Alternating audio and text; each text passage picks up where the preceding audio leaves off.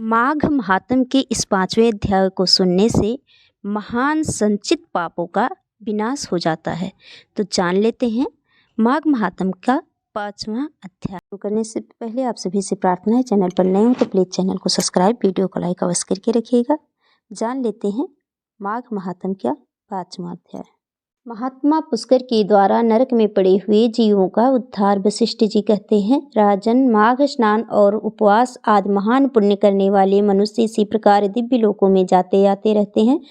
पुण्य ही सर्वत्र ताने जाने के कारण है। पूर्व काल के में विप्रवर पुष्कर भी यमलोक में गए थे और वहां बहुत से नारकीय जीवों को नरक से निकालकर फिर यहाँ अपूर्ववत अपने घर में रहने लगे। त्रेता युग में जब भगवान श्री रामचंद्र जी राज्य करते थे, तभी एक समय किसी ब्राह्मण का पुत्र मरकर यमलोक में गया और पुनः वह जीवित हो उठा। क्या यह बात तुमने नहीं सुनी है? देवकी नंदन श्री कृष्ण ने अपने गुरु संदीपनी के पुत्र को, जिससे बहुत दिन पहले ही ग्राह ने अपना ग्रास बना लिया था, पुनः यमलोक से ले आकर गुरु को अर्पण किया था। इसी प्रकार और भी कई मनुष्य यमलोक से लौट आए हैं, इस विषय में संदेह नहीं है। अच्छा बताओ, अब और क्या सुनना चाहते हो? दिलीप ने पूछा। मुनि, पुष्कर नामक श्रेष्ठ ब्राह्मण कहाँ के रहने वाले थे? वे कैसे यमलोक में आए और किस प्रकार उन्होंने नरक से पापियों का उद्धार किया? वशिष्ठ जी बोले, राजन, मैं महात्मा पुष्कर के चरित्र का वर्णन करता हूँ। वह सब पापों का नाश करने वाला है। तुम सावधान होकर सुनो। बुद्धिमान पुष्कर नंदी ग्राम के निवासी थे। वे सदा अपने धर्म के अनुष्ठान में लगे रहते थे। सब प्राणियों की हितैषी थे। सदा माघ स्नान और स्वाध्याय में तत्पर रहते तथा समय पर अनन्य भाव से श्री विष्णु की आराधना किया करते थे। महायोगी पुष्कर अपने कुटुंब के साथ रहते थे और नित्य अग्निहोत्र करते थे। राजन, वे अप्रमेय हरे विष्णु, कृष्ण दामोदर, अच्युत, गोविंद, अनंत देवेश्वर इत्यादि रूप से वे केवल भगवान नामों का कीर्तन करते थे। महामते, देवता का आराधन छोड़कर और किसी काम में उन ब्राह्मण देवता का मन स्वप्न में भी नहीं लगता था। एक दिन सूर्य नंदन यमराज ने अपने भयंकर दूतों को आज्ञा दी, जाओ नंदीग्राम निवासी पुष्कर नामक ब्राह्मण को यहाँ पकड़ ले आओ।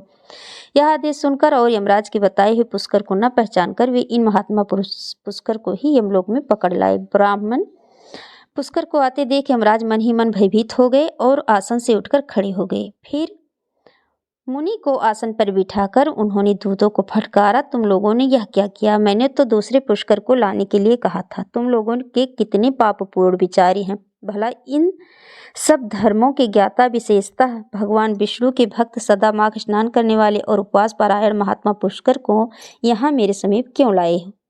दूतों के इस प्रकार डांट बताकर प्रेतराज यम ने पुष्कर से कहा, ब्राह्मण, तुम्हारे पुत्र और स्त्री आज सब बांधव बहुत व्याकुल होकर रो रहे हैं, अतः तुम अभी जाओ।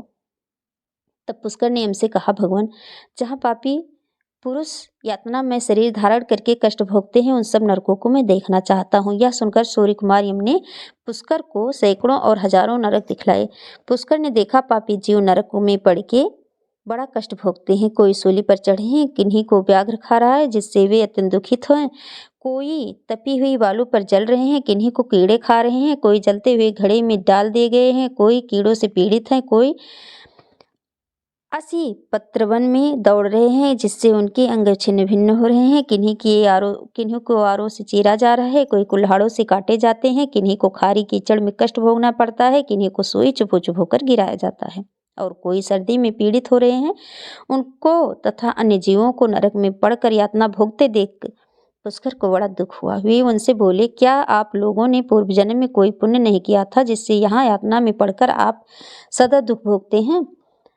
नरक के जीवों ने कहा, विप्रवर, हमने पृथ्वी पर कोई पुण्य नहीं किया था, इसी से इस यातना में पड़कर जलते और बहुत कष्ट उठाते हैं। हमने पराई स्त्रियों से अनुराग किया, दूसरों के धन चुराए, अन्य जीवों की हिंसा की, बिना अपराध की ही दूसरे पर लांछन लगाए, ब्राह्मणों की निंदा की और जिनके भरण पोषण का भार अपने ऊपर था उनके भोजन किए बिना ही हम सबसे पहले भोजन कर लेते थे। इन्हीं सब पापों के कारण हम लोग इस नरकाग्नि में दग्ध हो रहे हैं। प्यासी गौएं जब जल की ओर दौड़ती हुई जाती तो हम सदा उनके पानी छीन लिया करते थे।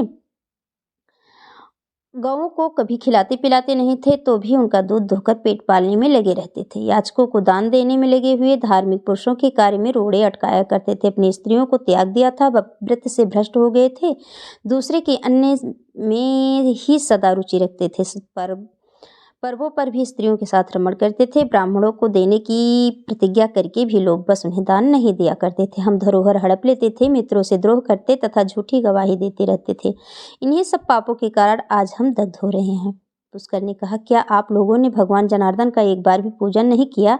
इसी से आप ऐसी भयानक दशा को पहुँचे हैं। जिन्होंने समस्त लोगों के स्वामी भगवान पुरुषोत्तम का पूजन किया है, उन मनुष्यों का मोक्ष तक हो सकता है। फिर पाप क्षय की तो बात ही क्या है। प्रायः आप लोगों ने श्री पुरुषोत्तम के चरणों में मस्तक नहीं झुकाया है, इसी से आपको इस अत्यंत भयंकर नरक की प्राप्ति हुई है। अब यहाँ हाहाकार करने से क्या लाभ? निरंतर भगवान श्री हरि का स्मरण कीजिए, वे विष्णु समस्त पापों का नाश करने वाले हैं। मैं भी यहाँ जगदीश्वर के नामों का कीर्तन करता हूँ, वे नाम निश्चय ही आपका कल्याण करेंगे। नरक के जीवों ने कहा, ब्राह्मण, हमारा अंतःकरण अपवित्र है, हम अपने पाप से संतप्त हैं। ऐसे समय में आपके शरीर को छूकर बहने वाली वायु हमें परम आनंद प्रदान करती है। धर्मात्मन, आप कुछ देर तक यहाँ ठहरिए, जिससे हम दुखी जीवों का क्षण भर भी तो सुख मिल सके। ब्राह्मण, आपके दर्शन से भी हमें बड़ा संतोष होता है। अहो, हम पापी जीवों पर भी आपकी कितनी दया है।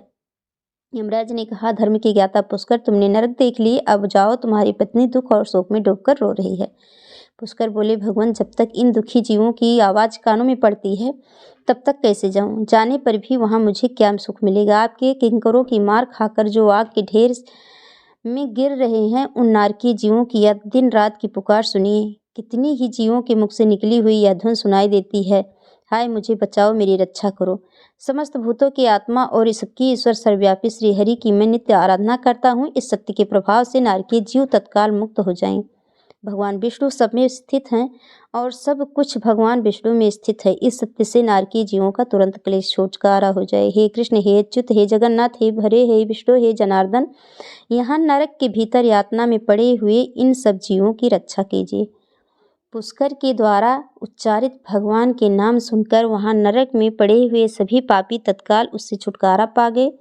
वे सब बड़ी प्रसन्नता के साथ पुष्कर से बोले, ब्राह्मण, हम नरक से मुक्त हो गए, इससे संसार में आपकी अनुपम कीर्ति का विस्तार हो। यमराज को भी इस घटना से बड़ा विस्मय हुआ। वे पुष्कर के पास जा प्रसन्न चित्त होकर वरदान के द्वारा उन्हें संतुष्ट करने लगे। वे बोले, धर्मात्मन, तुम पृथ्वी पर जाकर सदा वहीं रहो। तुम्हें और तुम्हारे सुहृदों को भी मुझसे कोई भय नहीं है। जो मनुष्य तुम्हारे महात्म्य का प्रतिदिन स्मरण करेगा, उसे मेरी कृपा से अपमृत्यु का भय नहीं होगा। वशिष्ठ जी कहते हैं, यमराज के यूं कहने पर पुष्कर पृथ्वी पर लौट आए और यहाँ पूर्ववत स्वस्थ हो भगवान मधुसूदन की पूजा करने लगे। राजन, मेरे द्वारा कहे हुए महात्मा पुष्कर के इस महात्मा को जो सुनता है, उसके सारे पापों का नाश हो जाता है। भगवान विष्णु का नाम कीर्तन करने से जिस प्रकार नरक से भी छुटकारा मिल जाता है, वह प्रसंग मैंने तुम्हें सुना दिया। आदि पुरुष परमात्मा के नामों की थोड़ी सी भी स्मृति संचित पापों की राशि का तत्काल नाश कर देती है। यह बात प्रत्यक्ष देखी गई है। फिर उन जनार्दन के नामों का भलीभांत कीर्तन करने पर उत्तम फल की प्राप्ति होगी, इसके लिए तो कहना ही क्या है। यह थी माघ महात्म की 5वीं अध्याय।